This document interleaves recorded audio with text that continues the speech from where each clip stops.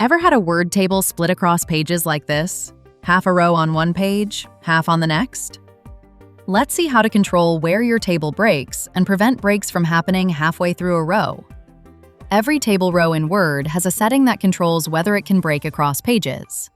If this is enabled, Word will split rows at the end of a page, even if it looks terrible.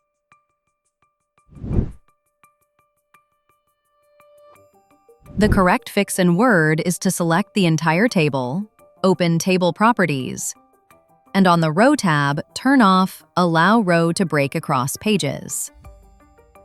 Now the header row is left behind. To keep the header row together with the table, you can select the header row and turn on Keep with Next.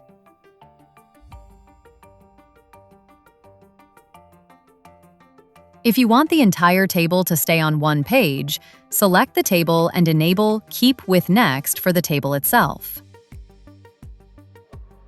To format the header row properly, select it, open Table Properties, go to the Row tab, and turn on Repeat as Header Row at the top of each page.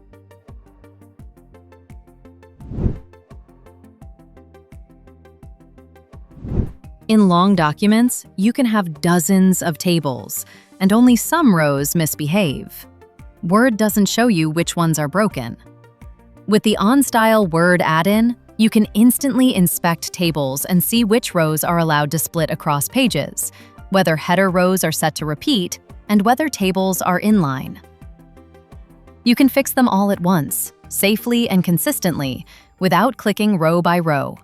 No guessing, no layout surprises. And there are more table-related checks, like tables not fitting to the page.